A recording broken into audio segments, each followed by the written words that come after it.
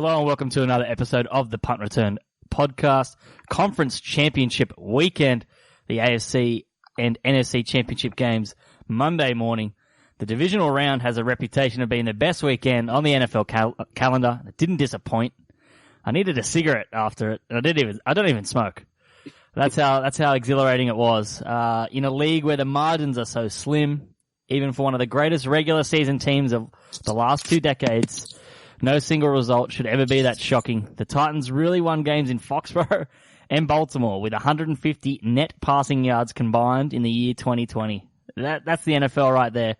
They disrupted the NFL's best laid plans all season, robbed us of Ravens Chiefs in the AFC Championship, but they really outrushed the greatest rushing team in NFL history, and potentially they're not done yet. And as someone that's taken a little $41 on the Titans, James, how are you feeling, buddy? I want them to get it done now.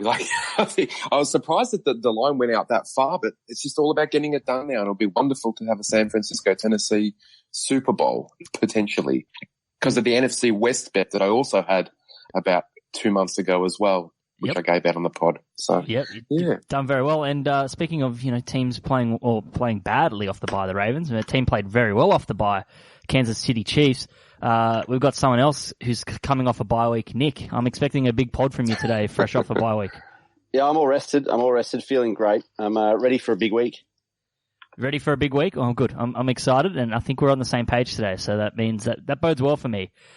So Divisional Round. Can't wait to strap the helmet on. Yeah, Divisional Round was fun.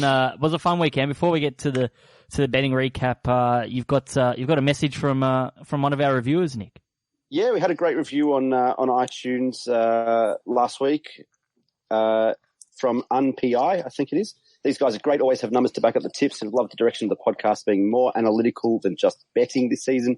They don't always get it right, but what Tipster ever does still made me money and give me a greater depth of understanding of the game each week. Thanks, guys. Looking forward to bigger and better things. Mm-hmm. Really appreciate that. That's a great review. Love it. If you want bigger and better things next season, get us some more reviews, please, so that we can go to the big boys and ask for some more time and effort and resource to do this podcast next season. Yes, please send iTunes review, even if you don't listen to the show, because that guy clearly doesn't, because we've never made a mistake at all on this podcast. We've been 100% right every time. 60% of the time it works every time. So yeah, thank you for the review. I really appreciate that. And I think the direction of the pod this season's been great, and I'm really enjoying it. Let's talk betting recap last week. Underdogs obviously dominated wildcard round. They went 3-1 straight up and against the spread. Favorites even things up during this past weekend on the divisional round, going 3-1 straight up and against the spread. Ironically enough, it was Baltimore with the league leading best regular season record of 14-2. That was the only favorite that failed to cover and became the first divisional round double-digit favorite to lose straight up since my beloved 2008 Indianapolis Colts lost to the San Diego Chargers 28-24 as a 12-point favorite. I remember that day vividly. Not a great day. But between 2009 and 2019, NFL divisional round favorites of 10 or more were 7-0 against the spread and won by an average of 19 points per game. So that was a kind of a big record-shattering performance by the Titans with their 88 yards passing. Still crazy that they keep winning games like that. And then since 2018, 10 of 12 wildcard games have gone under the total. On the contrary, divisional round games have now gone over in 10 of the 16 occasions since 2017. And additionally, those divisional round games had a total between 45 and 51. 6 of the 7 went over the total. So that's where we're at. But the one body on this show, although we've been pretty good, we've been okay, we've been keeping afloat. But the Stats Insider model, Nick, has been absolutely on fire. Yeah, it has. I think it went 3-0 one week, 2-1 the other week, and had a couple of juicy long shot bets that it got up as well, obviously with the Titans. So it's really interesting to see what's got this week. Yeah, I mean, the Titans money line was the long shot last week, and there was some juicy odds right there. That got out to flat 10 on game day, so that's a pretty big price when you think of something. And speaking of the Titans, are we underrating the Mike Vrabel cutting his own dick off narrative? Are we like? I'm going to get out the conspiracy. I'm going to just get into Conspiracy Corner. Welcome to Conspiracy Corner. Hear me out. I believe Mike Vrabel's already cut it off, and this is a team of destiny type scenario. Are you with me, or am I the only one in Conspiracy Corner? So what he said So if he's already done it, it means that he's made a deal with the devil. Because what he said was he would do it if it guaranteed a Super Bowl.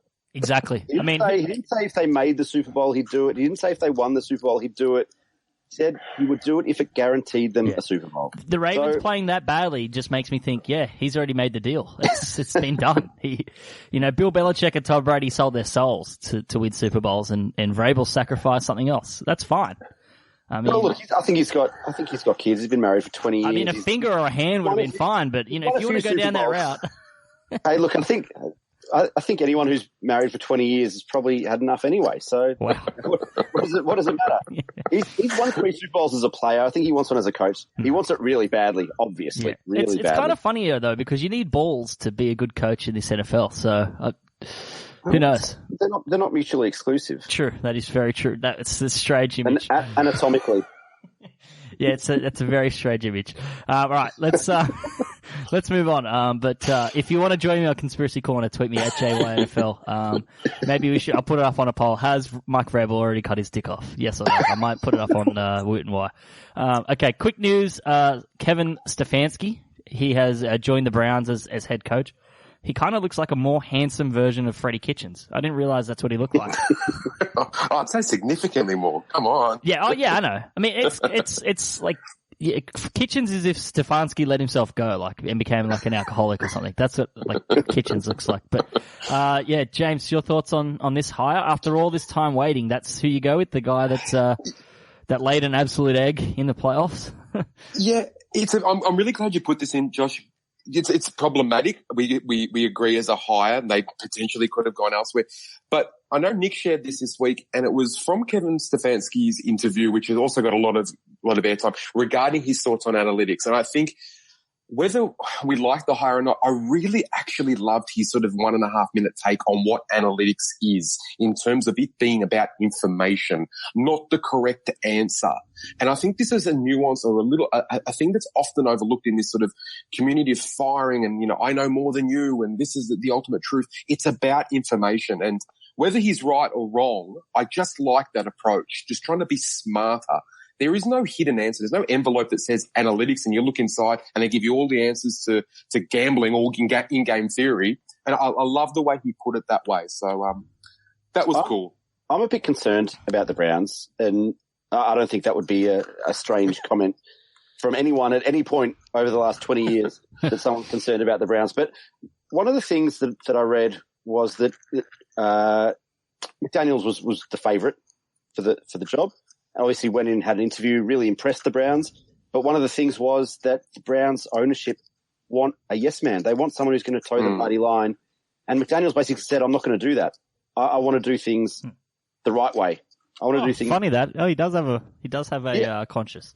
Well, there you go. But I mean, funnily enough, the Browns ownership, as they've done plenty of times in the last 2 decades, have said, no, we don't want to do things the right way. We want to do things our way. Which is our obviously weird, the wrong way, unconventional way, which often turns out to be the wrong way. Yeah. And so I'm concerned that, because I actually think Stefanski's a pretty good coach.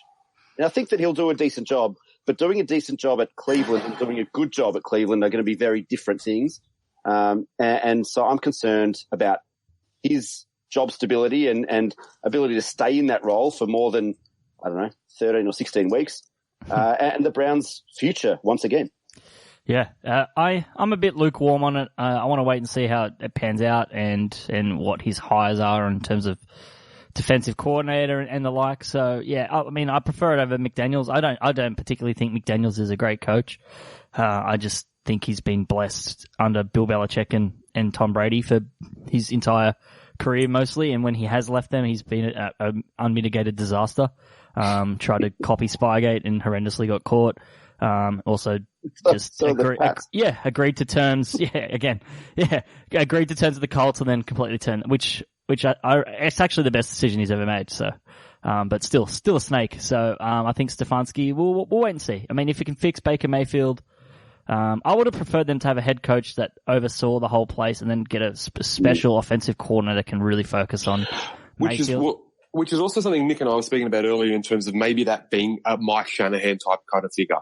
Sort of an overseer, a a SAR and a deep sort of ingrained philosophy that can then delegate out. Yeah. And this totally seems puppet-like, doesn't it? Yep. Let's talk Panthers here. Luke Kuechly retired, shock retirement. That's another elite player retiring before the age of 30. Andrew Luck, obviously, at the start of the year. Look, Kuechly's had so many concussions over the last 2 years, but I think it was a sad decision. You could tell he really loves football and wants to keep playing, but I think it's the right decision. As I think Marshawn Lynch said, you got to keep an eye on your chickens and your mentals, which is quite funny, but it is such a true statement in terms of, and I think it's a trend we'll see more and more happening. And I think Kuechly's a surefire Hall of Famer. He's been a 7-time All-Pro. Him and Bobby Wagner over the last decade have been just the absolute cream of the crop at linebacker and have been phenomenal. So in pretty much every facet, dropping into coverage, rushing the passer, tackling, everything, that they've just been unbelievably elite. So any thoughts on Kuechly, guys? 7-time All-Pro in 8 years is incredible. Yeah. And you can see, watching his statement and that video, how passionate he is about the Panthers organization and playing football. He loves it, but I think he knows, and you could see that he knows watching that video that the time is up and it's too dangerous. That the hits that he's had, I don't know if anyone recalls that the time he got hit and ended up on the cart crying, sobbing, because he just couldn't remember who he was, where he was, what he was doing. And that's not a good situation, especially someone who plays his position. But for anyone to be in that situation mentally, it's not a good place to be. And good on him for making the call and doing what must have been really difficult, for his own health and his family and his well-being. Yep. Some other Panthers news, probably the best Brady-related hiring that's going to happen this offseason. Joe Brady enters the NFL again as offensive coordinator in Carolina under Matt Rule. James, I like it. Do you like it? Yeah, we don't know much about Joe Brady. I mean, he just was the offensive coordinator or pass game coordinator for LSU that just had probably one of the greatest college seasons of all time. Sure, but it was Burrow who was throwing the 60 touchdowns or whatever it was in the end. I mean, but at the same time, everything does seem to point to Carolina being actually fairly advanced and progressive with all of these hirings and pretty considered. So, it's a good hire, but I can't pretend to know how Joe Brady works. Yep.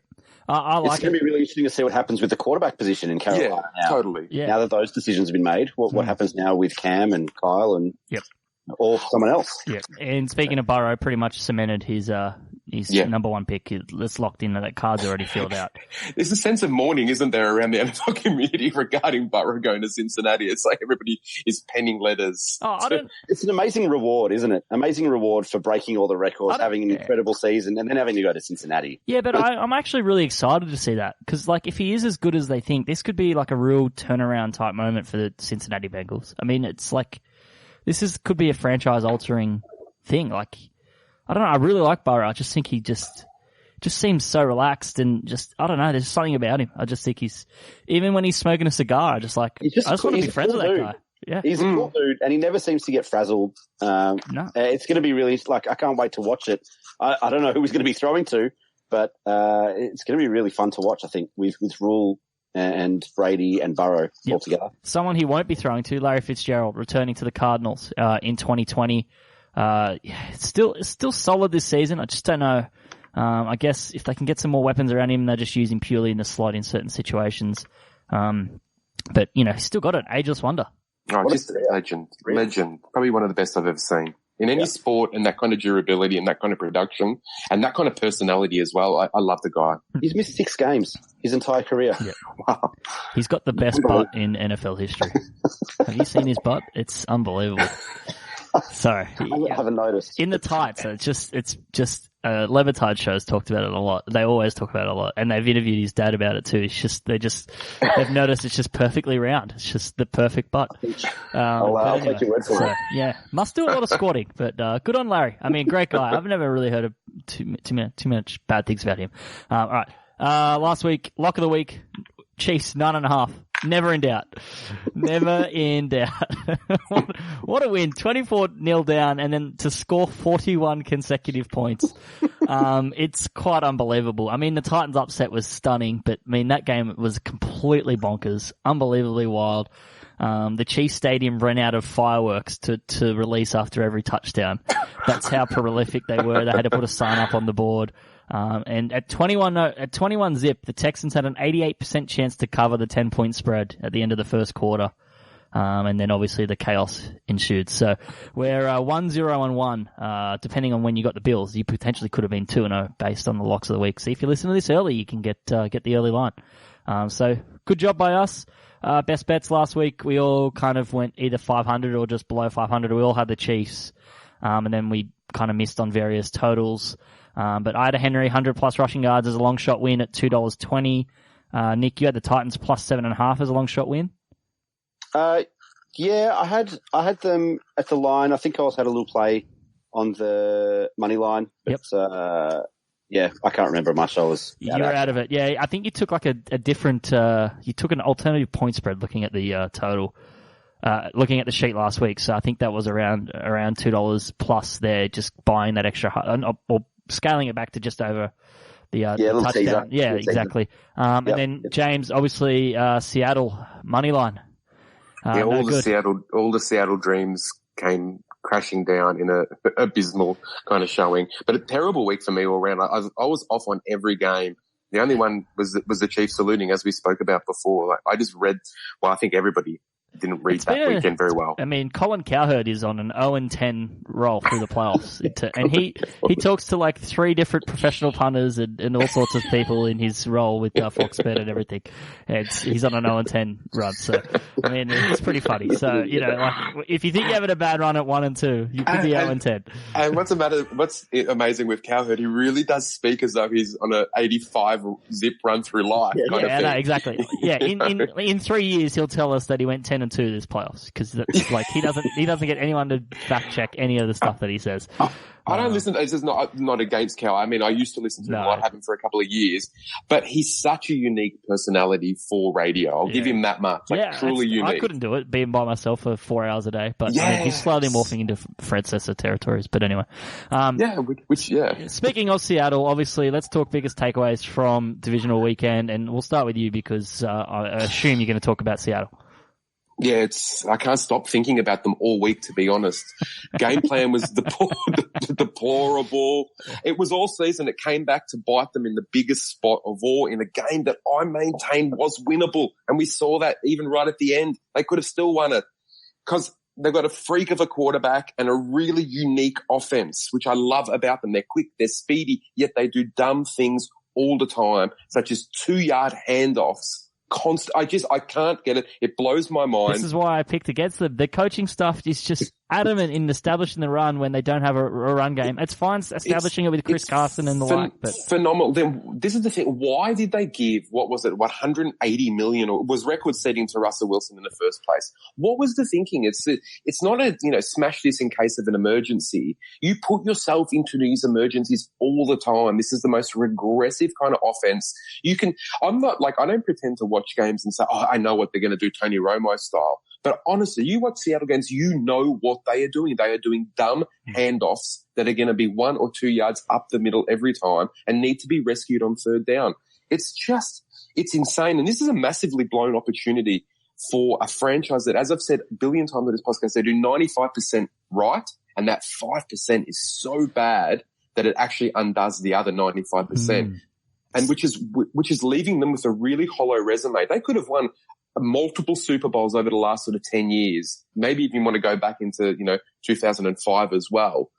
It's just, and when they had about 15 penalties in that Super Bowl, it's just this stupidity that is undoing a lot of good work. So if nothing else, new offensive coordinator is a must. Well, Seahawks Twitter have turned on Pete Carroll just today about this morning. I woke up and it was all over the place there. And I don't want to go a new head coach and all sorts. Yeah, I don't want. We know what Seahawks Twitter is, another entity altogether. Yeah, it's savage. I don't want to go all the way in terms of to Pete Carroll, just an offensive coordinator. If there is no offensive coordinator change there, I promise, guys, I'll stop the Seattle Seattle bandwagon stuff. I'll never mention them again because I can't in a good conscience support what they do on a football field. Can't. It's terrible. Yep. And it's funny that a lot of their games are the same. It's when they're down and abandon their original game plan, similar to the Texans, really, is when Russell Wilson's allowed to let loose, and that's why they always come back and they always like have these big fourth quarters. It's because like, why don't you just do that from the start? Like it just doesn't make sense to me. It's maddening. Also, just another thing, and this is, they need to also reconstruct that defense. That defense is way too brittle. And we've seen this over and over again. You can just get mauled and ran through. And on those big third down plays, what were Packers last week? Something like 7 of 11 on third down.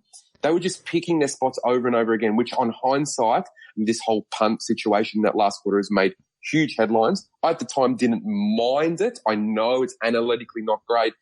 On hindsight, though, you were just gambling on this defense coming up. You don't want to give your last chance of the season to a defense that has let you down all season, which was probably the thing of putting it in Russell's hands. So that needs to also be tended to. Whether that's a contract to Clowney, I don't know, but they need some muscle in there. Big time. Earl Thomas would have been great as an example. True. Nick, what's your big takeaway? Well, everyone's astonished at this Titans run. And I'm like, really? I'm going to go a bit Colin Cowherd. We told you so. Like, I've been spouting off on this Titans offense with Derrick Henry running rampage over the NFL for the whole season, really, and Ryan Tannehill for the last 2 months. Tannehill, I know, hasn't done much during this postseason, but this Tennessee Titans team is legit. And all three of us have said 2 months ago that if there was one team that the Baltimore Ravens didn't want to face in the playoffs, their one weakness, their one deficiency was their run defense. It would be the Tennessee Titans. If they could get there, and they had to get there, and they worked to get there, and they just got there. And guess what? They've run over the top of the Ravens. They've run over the top of the Patriots. So can they keep this magical run going? I think they probably can. Whether they will, I'm not sure. I'm actually betting against them this week. But I think they could do anything. If everything goes to plan, it could happen for them. And we could be talking about the Tennessee Titans as Super Bowl appearance and potentially Super Bowl winner in a couple of weeks. And this is just, this is crazy, but we've been talking about this for 2 months. Yeah, it's pretty phenomenal, really. And then at the time, and I'll parlay this into my takeaway. So after the Titans did that, and then the Texans are up 24-0, I was in the corner. I was in the fetal position. An all AFC South, AFC Championship, not involving the Colts. Are you kidding? Could you imagine that? Everyone that's shat all over the AFC South for the last 2 years, it would have there would have been so much old takes exposed, just tweeting AFC South hate, which was crazy. But I'd actually like to take this opportunity to kind of, I would love to take this opportunity to put more crap on Bill O'Brien, but I'm not going to. Because I find the narrative around his decision to kick a field goal up 21-0. This is a good point, Josh. It's it's unbelievably stupid. Would I have gone for it? Probably. I would have gone for it. Because you are playing against Pat Mahomes.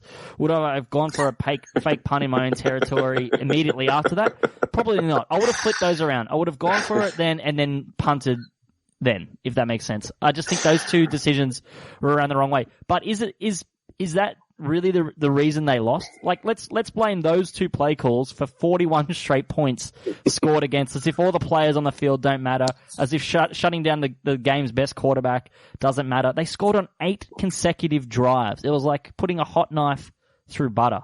Like that is not Bill O'Brien's fault. There needs to be some accountability on the players, and if anyone needs to blame, it is Bill O'Brien, the GM, because the defensive side was horrendous. And, JJ Watt came back and things like that. But do you know who they could have used? Jadeveon Clowney. Like, it just seems crazy to me that they're blaming those two decisions. Although they were probably the wrong decisions, they are nowhere near solely responsible for the way that game unfolded. And, I'm actually defending Bill O'Brien a little bit, but I still would fire him, but just quietly. In hindsight, I'm not sure JJ Watt should have played. He kind of helped them win their first game. I mean, he kind of rallied them back against the Bills. Halfway through the second quarter, he was gassed. He was done. He was down on his knees. He could hardly breathe. that literally about to snap the ball and he was still down on his knees. Yep.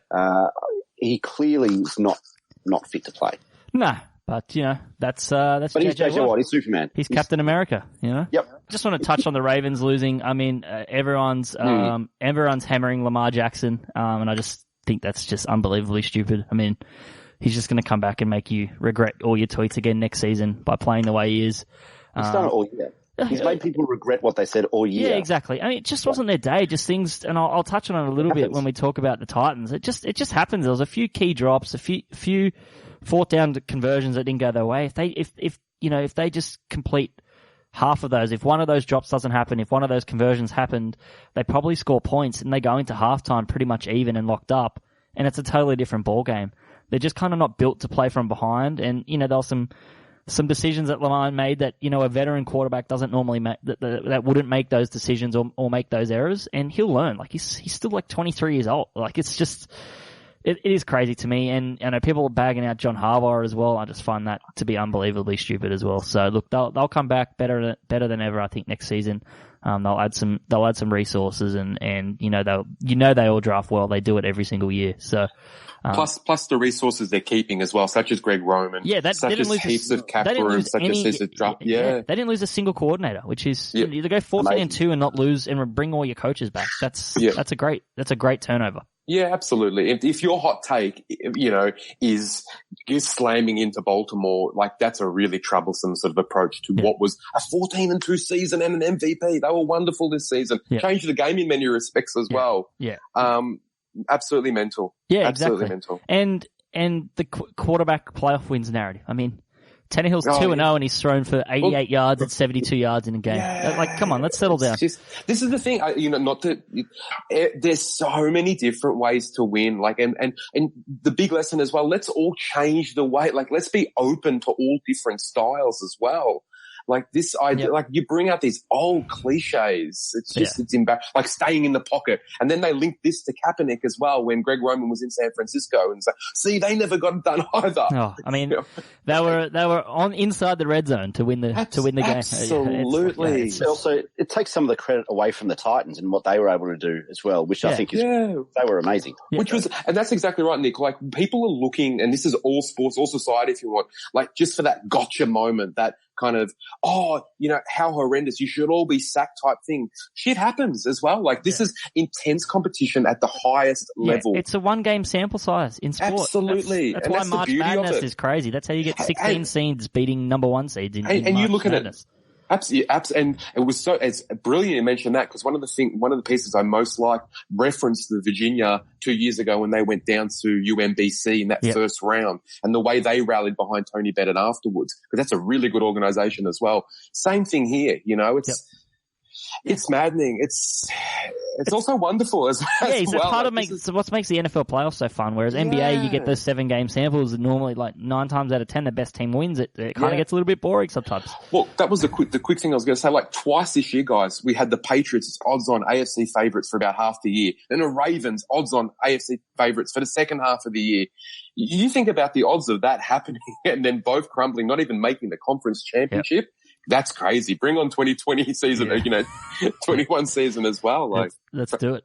From so many perspectives. Yeah, that's it. All right, conference weekend. One interesting trend to note before we get into the games. Though there hasn't been a clear against the spread advantage for the home team, which is obviously the better seed, in the conference title games over the last decade, we should note that over the last 20 years, there has been 13 conference title matchups with a spread of 7 points or greater, which is happening in both these games.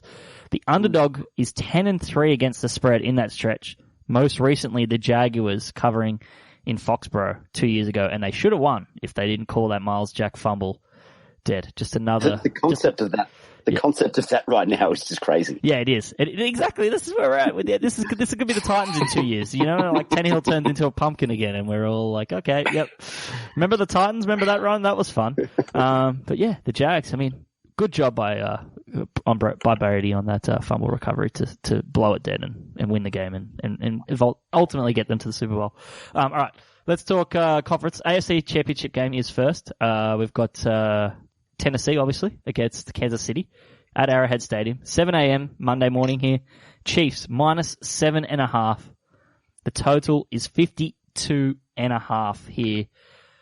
This is a tough one. It's a tough game to look at. They obviously played each other back in week 9.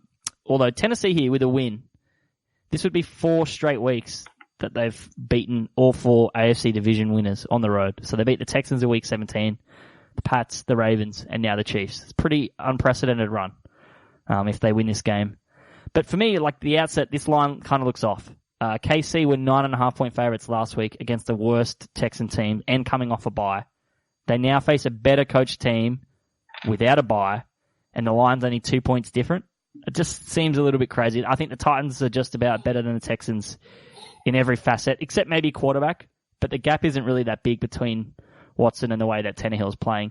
Do you guys agree just on that principle, looking at the line in that regard? Absolutely. Yeah, I talked about that too. Good point. And James, I think we spoke about it earlier in the week. Is it looked a little out as a bit of an over-exaggeration based on last weekend.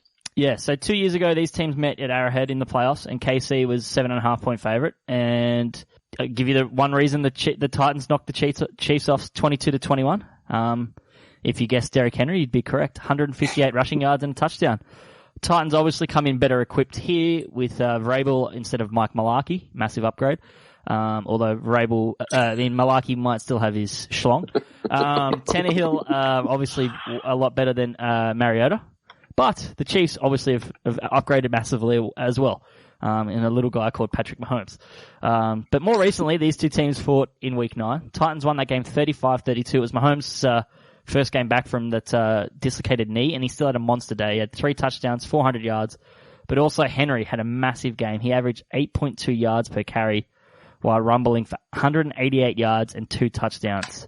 So while KC dominated time of possession, 38 minutes to 22, and converted 50% of its 3rd and 4th downs, Tennessee's defense actually, it bent and it didn't completely break. It forced the Chiefs to settle for 4 field goals. And they're going to have to do that again this week if they have any chance, because I do think the Chiefs are going to put up 30 points here. And if they can force them to settle for field goals, they're definitely a chance.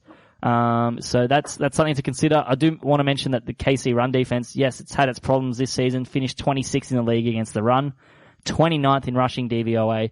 It has improved a little bit since that game against the Titans, but it's going to have its hands filled again, especially if Chris Jones is inactive. So that's definitely one to watch, and I'm going to wait until the inactives before I make any play on the line here, because I think Jones is easily Kansas City's best defensive player and a huge part of the game plan to shut down Derrick Henry. It's highly unlikely that Tannehill's going to escape another playoff game with throwing for fewer than 20 pass attempts or 100 passing yards. So they're really going to have to be multifaceted this week. I've got a question for both of you guys. Are we worried at all about any fatigue with Derrick Henry? He's carried the ball a lot, 96 times in his past 3 games. That's spread over 4 weeks because he did miss week 17. But yeah, that's a lot of carries and wear and tear on the body. Are you guys concerned at all about him? No, not really. I think he's been doing this for a long time. I think he's a beast. I think his greatest asset is his ability to keep going and push through when everyone else is tired, when everyone else is fatigued. I think he's a beast. I'm not concerned about Henry in that regard. Probably wouldn't have been too concerned if it wasn't. Maybe I would have had some concerns if it wasn't the KC rush defense this week. Okay. If that makes sense. Yep. Yeah. All right. Well, since that week 9 loss though, the Chiefs, they've been on a rip and tear. They're 6-0-1 against the spread, so they've just been unstoppable, really. And look, I talked about this a while ago. While beating the Ravens on the road is very impressive, I do have some slight concerns about it. They only had 2 drives that went over 36 yards. But that's pretty concerning. I mean, yes, they scored 28 points, but a lot of it was given to them on a platter. And, apart from a big Derrick Henry run, that was a lot of their drives were nothing, really. It was 2 drives over 36 yards. And then the Ravens had drives that ended at the Titans 36, 31, 4, 18, 31, 15, 16, and 21. All those drives, and they finished with 12 points. How often is that going to happen? That's 12 points with all those drives finishing in Titans territory. The Ravens went 0-2 on 4th and 1, despite being 8-8 on the season from that spot. So just a little bit lucky. And the Titans turned 3 Ravens turnovers into 21 points. And the Chiefs are only one of only 3 teams to average fewer than 1 turnover per game. So they're not going to get gifted sort of that field position and plays on a silver platter like that from the Chiefs. Although the Ravens were going into it with very few turnovers as well, and the Titans did enough to force it, and potentially they could do the same, but I just don't know if they're going to have the same chance. And this Chiefs' incredible passing offense yielded points in 8 consecutive drives and should have no issues again against the 21st ranked DVOA passing defense of the Titans. There's no defense for some of the throws that Mahomes makes, and the Titans' lack of consistent pass rush is likely to show up this week. The Titans averaged 33.4 points over the last 7 games of the regular season, and that's the type of number that I'll need to pull off another upset, as I'm expecting about 30 plus again from the Chiefs. That's why I like the over 52.5 here. The Titans' strength's rushing. The Chiefs' weakness is rushing defense. The Chiefs' strength is passing. The Titans' weakness is passing defense. The result shall be points. KC have played AFC South teams 5 times this year, and the totals in 4 of them were 55, 66, 67, and 82. 9 of the last 12 Titans games have gone over, and then playoff games in the Mahomes era, they averaged 65 points. I love a shootout. Got no idea on the line.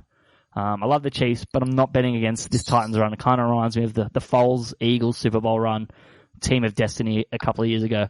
So I'm going to sit on the fence here and just cheer for points. So I'm going to take the over 52.5. Nick, what have you got? Yeah, like you spoke about, Kansas City 29th against the run. The run is what the Titans do. For reference, the Ravens were ranked 19th against the run coming into their game last week. So Derrick Henry is clearly, he's the man. They're going to feed him all day.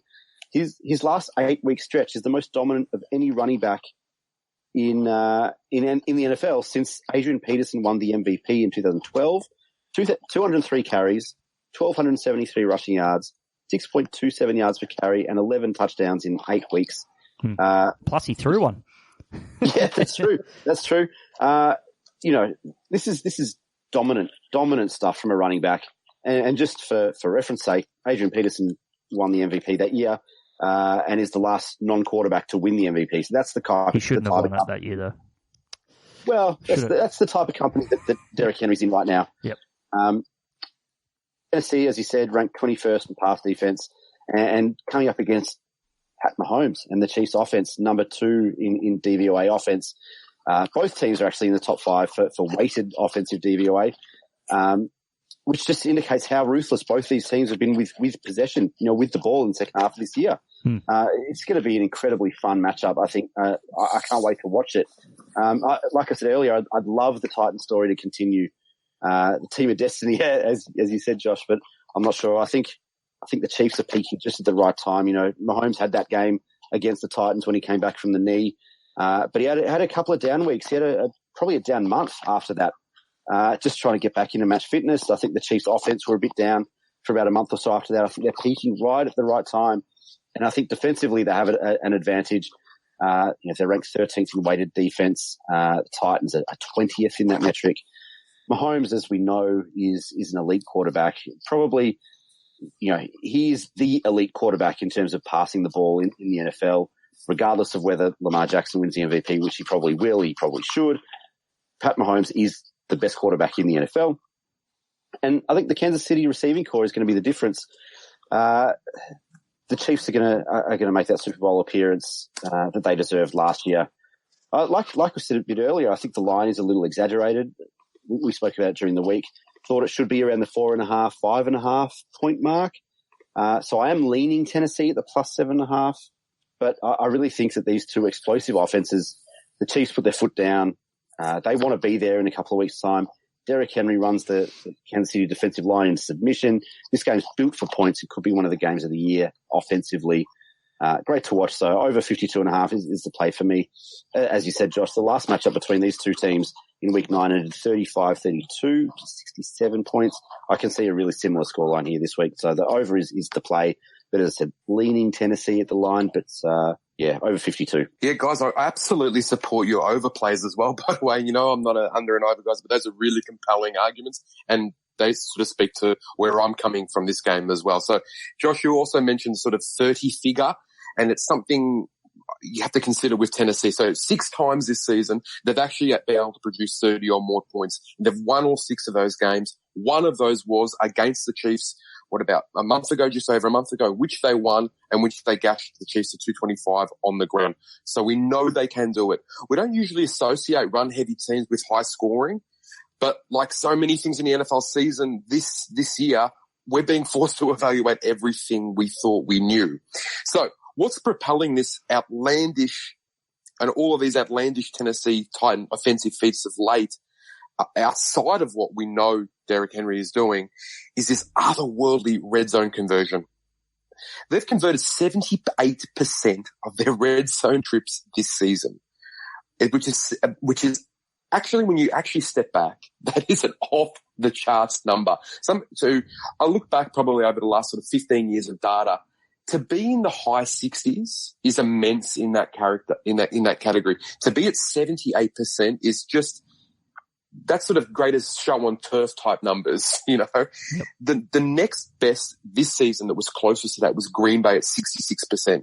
So to see such a discrepancy between the very best and the next best, you have to go all the way back to the 03 Chiefs, along with the 07 Chargers as well. And two teams like Tennessee had phenom running backs in Priest Holmes and LaDainian Tomlinson as well.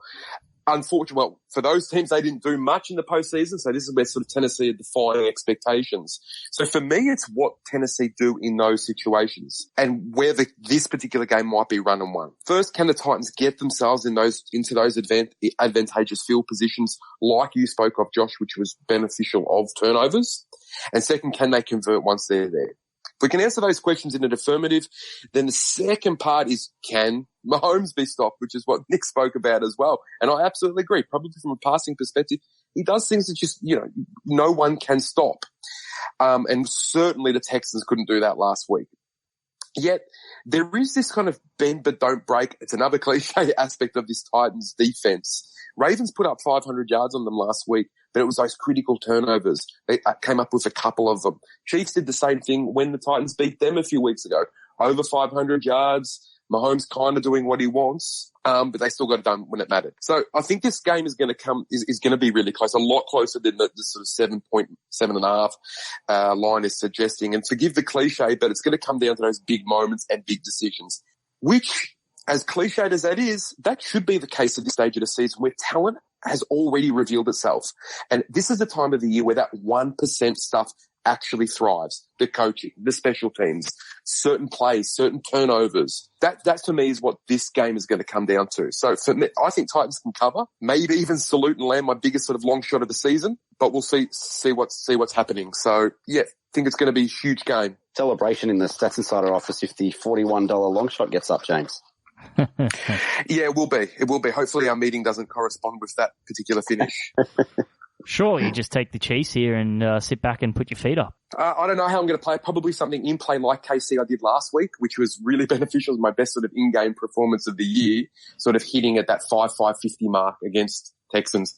I don't know if I'm going to be as lucky to get that price or if Titans can get out to that kind of lead, but we'll see. I can never be bothered betting in player. I hate ringing up. It's hard. It's just a pain. But yeah, good. You could see that. You could see that coming a mile away. So good call.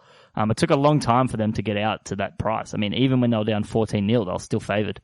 The Chiefs. So no one really believed in the Texans. Yeah, I remember even, and James, you might recall chatting through that game, and I think I said something like, if any quarterback's going to put up 28 points in a quarter, it's Pat Mahomes. And then he goes up and puts 28 points up in 12 minutes. Yeah. Over two quarters. But, it's quite still phenomenal, really. Like, it's just so expected. You just expected him to do it. Yeah. Freak. Yeah, freak. All right. Any final thoughts on that one before we move over? No? No, I think it's well covered. And yeah, I do. I like that overs call by you guys as well. I think it's going to happen. Okay. Let's do it.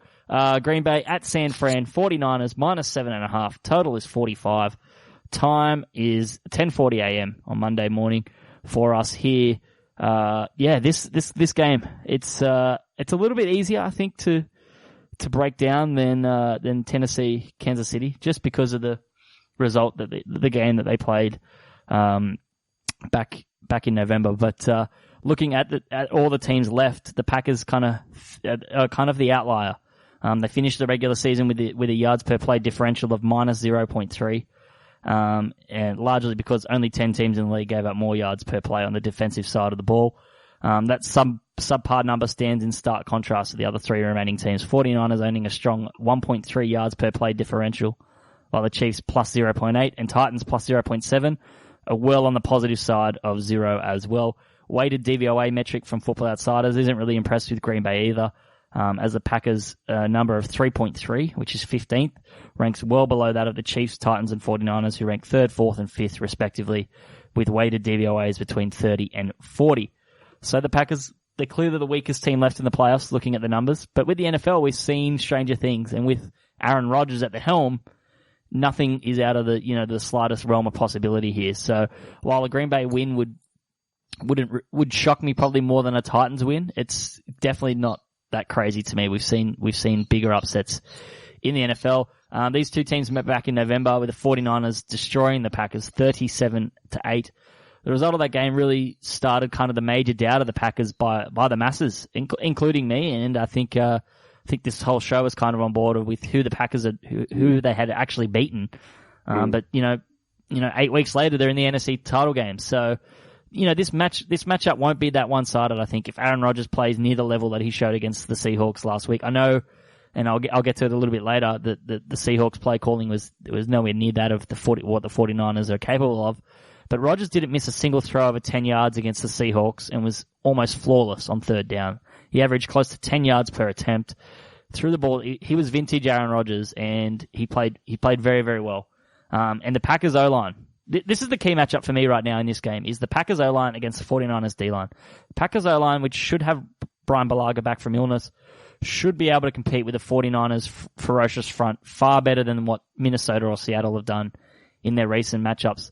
They're going to need to be incredibly strong because the 49ers D-line with Quan Alexander back and Dee Ford back were unbelievable last week. Kirk Cousins only dropped back to pass 35 times, and they had 6 sacks and 17 recorded pressures for the 49ers defense. That's impressive as hell. So more than half the time that he dropped back, he was under pressure or getting sacked. It's pretty nuts. And the 49ers front cooks like that. It requires, the opposing quarterback to make plays out of structure. And that's kind of where the mobile quarterbacks that hurt the 49ers this year, Russell Wilson, Lamar Jackson, thrive because they can move and maneuver and break off with their legs. Kirk Cousins couldn't do that. He was not up to the task. Maybe Aaron Rodgers can be, but he's not as mobile as Russell Wilson and Lamar Jackson or Josh Allen, so we'll have to wait and see whether he's up to the task. But the 49ers completely shut down Dalvin Cook last week. He had 18 yards on 9 carries and pretty much said to the Vikings, beat us through the air, beat us with Kirk Cousins.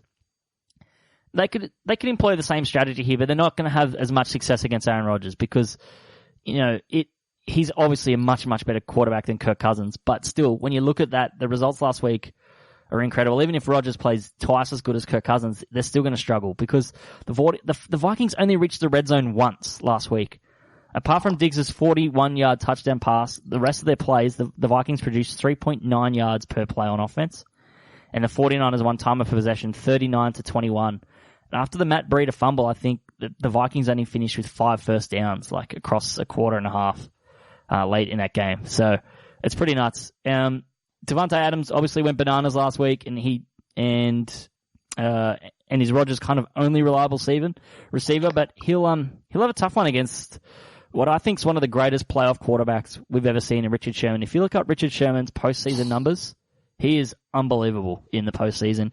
He backs himself. He's full of confidence, and Crabtree. A lot of people hate it. Yeah, I mean, Crabtree's career was over because of Richard Sherman, basically.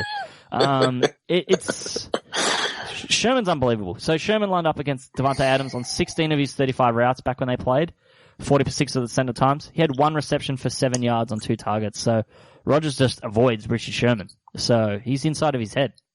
So looking at the other side of the ball, I think the Titans, we could see a Titans-like approach from the 49ers. Like minimal passing, loads of rushing. Packers are 23rd against the rush in DVOA, and the 49ers were second in the league in running the ball. So it's just a perfect matchup for them. They looked great last week. Tevin Coleman looked fantastic. He had 105 yards on 22 carries and 2 scores. And him and Mostert both averaged 4.8 yards a rush last week, as the San Fran O-line manhandled the Minnesota front, which that Minnesota front destroyed one of the best in the Saints the week previous. So it's just kind of just these things that the 49ers are doing so well, just on offensive line and defensive line of the ball, really strong in the trenches, built to win postseason football games. The one area that the Packers can make up ground is in the red zone, and you touched on the Packers before it, being second in the NFL, James, and they rank in the top 8 at scoring touchdowns and preventing touchdowns. They're second in scoring touchdowns in the red zone. So that's something that they could potentially do if they can hold San Fran to field goals and thrive in the red zone. That's something they could do to potentially cover. Look, last week, and James mentioned this as well, the play calling from Seattle was awful in the first half. But then when the Seahawks figured out what they could do against the Packers, they started to exploit it and really came close to winning that game. They dug themselves just too big a hole. This is a completely different kettle of fish, facing this team, facing this coaching staff, facing this roster, this offensive line, this defensive line. It's just too big. It's just too much. And I think despite this being the first time the Packers have been road dogs of 7 or more points since October 2018, I'm going to take the 49ers minus 7.5. I lean over 45 as well. The total's gone over in 6 of Green Bay's last 7 January road games.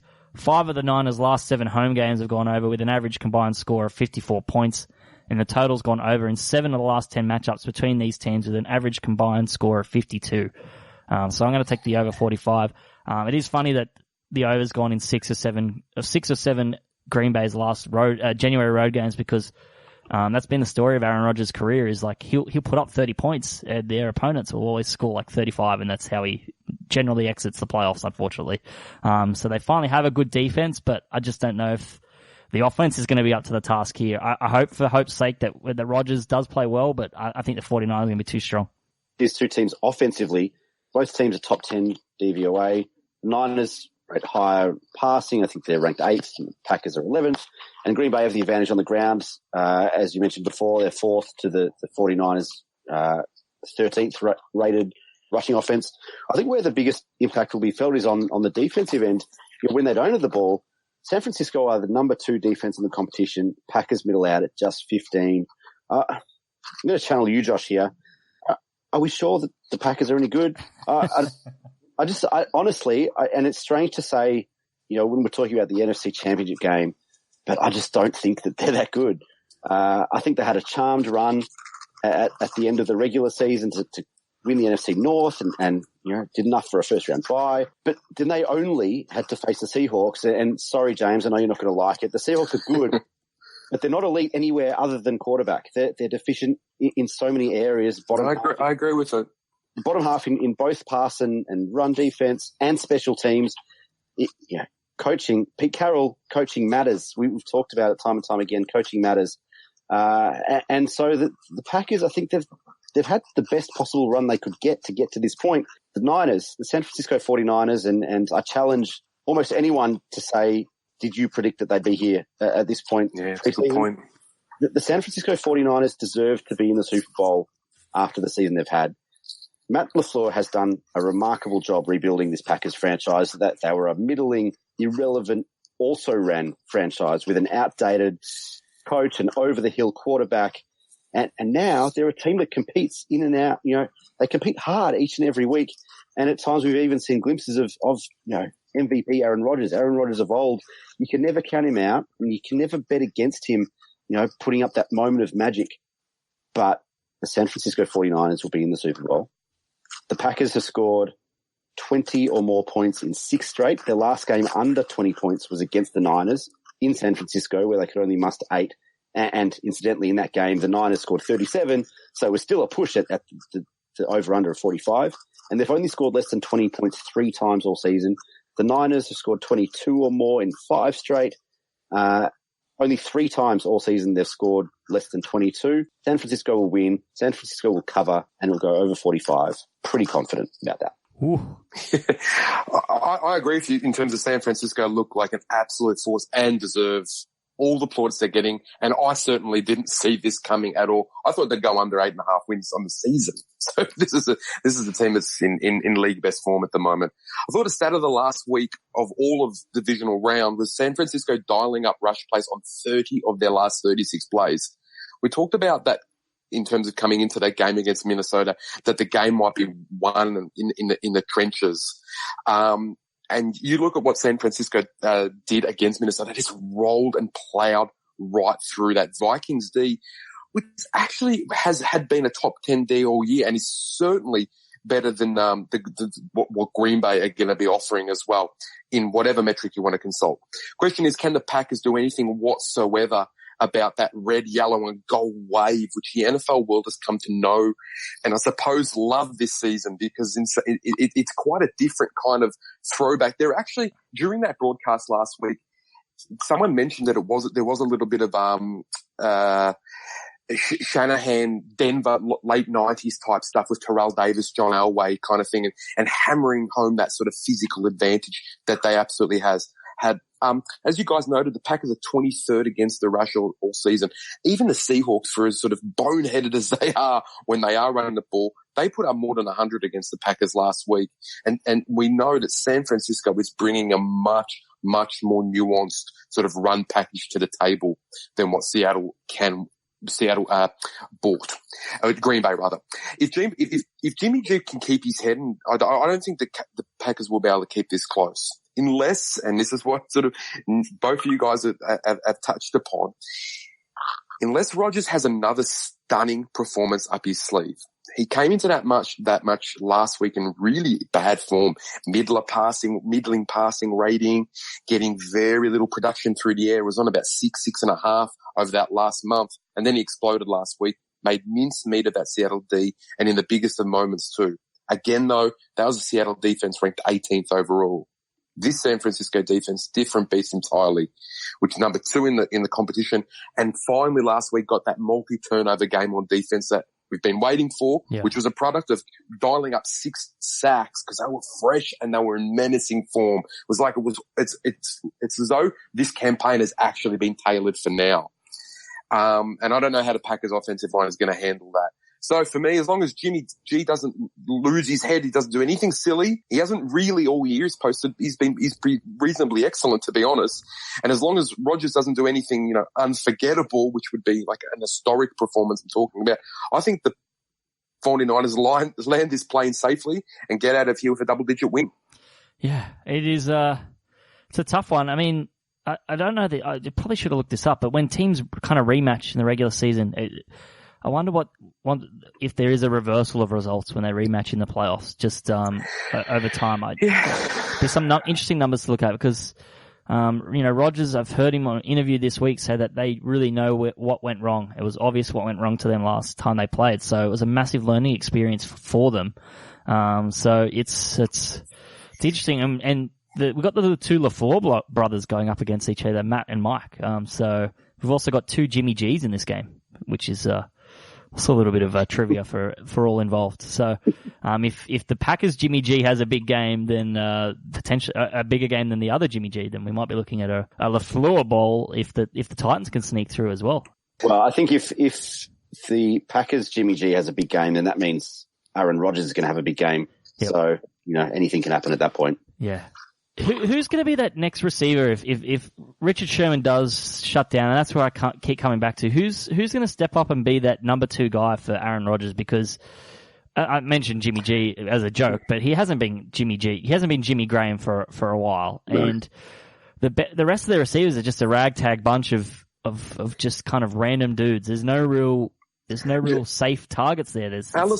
Geronimo Allison had a massive 3rd down catch, which is in that sort of times when Seattle's knife was being plunged into Seattle's heart. He stepped up big on one of those occasions. But you're right, the Devontae Adams sort of dependency is huge. Yeah, and you just look around at the other shoe, and if Green Bay can shut down San Fran's run game, kind of like what they shut down Seattle's last week, despite it being a guy called Travis Homer and fresh off a tequila to a Marshawn Lynch.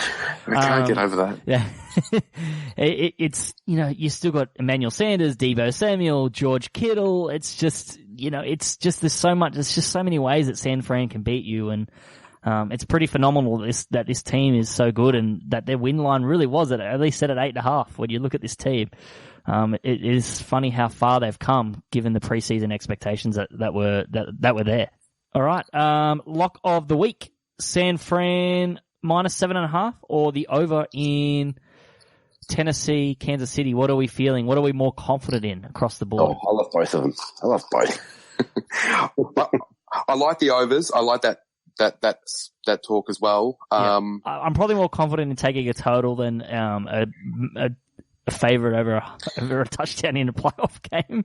Just personally, as much as I love San Fran, but keep an eye out because that San Fran number's trickling down. San Fran minus 7.5 at $2, so that could go to a flat 7, which at worst could give you a push potentially. But yeah, I think maybe over 52.5 might be the way to go then. In the Chiefs Titans game. All right. So there we have it. Lock it in. Lock of the week. Over 52.5. Chiefs Titans. Let's go to best bets. James, what have you got for us? Yeah, I think the Titans can cover. I think San Francisco can cover. But weirdly, we only got 2 games, but tough. I'm not seeing heaps of angles. I'm just going to enjoy the games. Yep. Nick, what have you got? Titans, Chiefs over 52.5. Niners minus 7.5 line, and Packers, Niners over 45. And then long shot of the double. It's been a couple of weeks since I had a double on the double, so the Niners line at over 45, you can get 320. Shop around. Wow, there we go. 320. That's pretty nice. I'm gonna keep my eye out on this San Fran line. Hopefully get it at flat 7, and then I'll be in on that. So it's a little asterisk next to that. I'm just going to wait. I'm not as confident at the 7.5 as you guys. But I do love the over 52.5 Tennessee Kansas City game. I just think there's going to be points. And it should be a fun game. My long shot's Tyreek Hill, 100 plus yards at $3.30. You can find that at some places. He had 157 the last time he played against the Titans, and I think he's in for a big game. So Tyreek Hill, great player. Horrible bloke, but, get a bet on him. That's where we're at. And the Stats Insider model, as we said, 3-0 during wildcard week, 2-1 last week, divisional round, also hit the Titans money line as well. What's on offer here on the Stats Insider website for the model, Nick? Yeah, not much at the moment as we record this on a Thursday afternoon. No official plays as yet. A little bit of a nibble on a long shot. Again, Tennessee money line is a 3% edge. No official play. That still only takes the Titans probability of 30%. So still favors the Chiefs at 70%. But there's a little bit there, and should a line move, something happen, then there could be something there. But worth checking back over the next couple of days before the game, just as kind of more official news comes out, and as the line fluctuates, as it tends to do over the weekend, keep an eye out and check back. Yeah, definitely. The way that the model's been, it's been the most consistent performer on the show for the playoffs. So I definitely recommend heading to statsinsider.com.au/NFL and checking that, Sunday night or Monday morning. We get a little bit of a sleep in, 7 a.m. One final question for you boys before we go. What is the Super Bowl you most want to see and the Super Bowl you least want to see out of these options? Nick, I'll start with you. Yeah, it's a tough one. I think Chiefs Niners is the one that I most want to see. Yeah, I don't know. Titans Niners maybe least, but yeah, I'm happy either way. I just don't want the Packers to be there. Okay, and James, where are you at? You're definitely financially invested in it being a San Fran, Tennessee Super Bowl, but I kind of would be happy for Andy Reid to get his due. Yeah, Andy Reid. Yeah, he's sort of very much deserved. Whereas Green Bay is probably the only team I wouldn't want. I just don't think they're that fantastic. But win this game, good on you, and you make the Super Bowl, and you can't accidentally make a Super Bowl. Yeah, exactly. I mean, if they come out and score 40 and drop a 40 hammer on this 49ers defense, and it's vintage Aaron Rodgers. I mean, they still won 13 games this season. I know wins are sometimes flawed and record can be overrated, but if you go on the road and beat the 49ers and you take care of Russell Wilson, who will finish second in MVP voting, because obviously Bill Polian would not vote for Lamar Jackson, so Russell Wilson's definitely getting a vote. It's still an accomplishment. You're still getting Aaron Rodgers in the Super Bowl. So yeah, like a Mahomes-Rodgers Super Bowl would be hella fun just if you're a fan of just amazing quarterback play. But it's hard to go past Chiefs 49ers. Just over the last two years, the Chiefs have been such a fun team and such a great team. And for Mahomes to be in 2 AFC Championship games his first 2 seasons of his career, and there's a lot of narrative about him. Like, I remember Aikman went at him for not winning rings and all that sort of stuff. It's like, God, come on, mate. He's had 2 seasons playing in the NFL. I think they definitely deserve it. And the way the 49ers have played this season, I think they definitely deserve to be there. And I think Kyle Shanahan can potentially get some revenge after kind of botching a Super Bowl a couple of years ago. So there's a lot of good narratives from a head coach perspective with Andy Reid and Kyle Shanahan. So I think either way, though, I think all 4 of them would be. Titans Packers might be a bit of a bummer, but it's such a good story with the Titans. Like, it would be like Tennessee would be like Nashville would be going absolutely nuts. So yeah, it'd be, and Tannehill playing in Miami in the Super Bowl would also is an underrated narrative, just given that he spent a lot of the seasons there doing absolutely nothing. So, you know, a kind of a homecoming / home field advantage for Tannehill if they do make the Super Bowl. So anyway, all right. Well, that wraps up our conference championships preview. We'll be back not next week unless you want to do a Pro Bowl pod. I definitely did not want to do that. Is it in Hawaii? Can I bet on the skills? If I can bet on the skills tournament, I might actually look into that, because I'm just got a disease. But you guys want to do a season review? We could.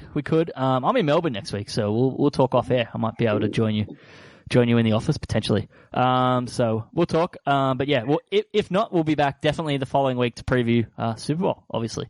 So that wraps up the show. As always, follow us on Twitter at StatsInsider. Head to statsinsider.com.au/NFL or even when the games are going on, statsinsider.com.au/live. And you can follow us on Twitter as well at WootNY. And until next week, enjoy Conference Championship weekend.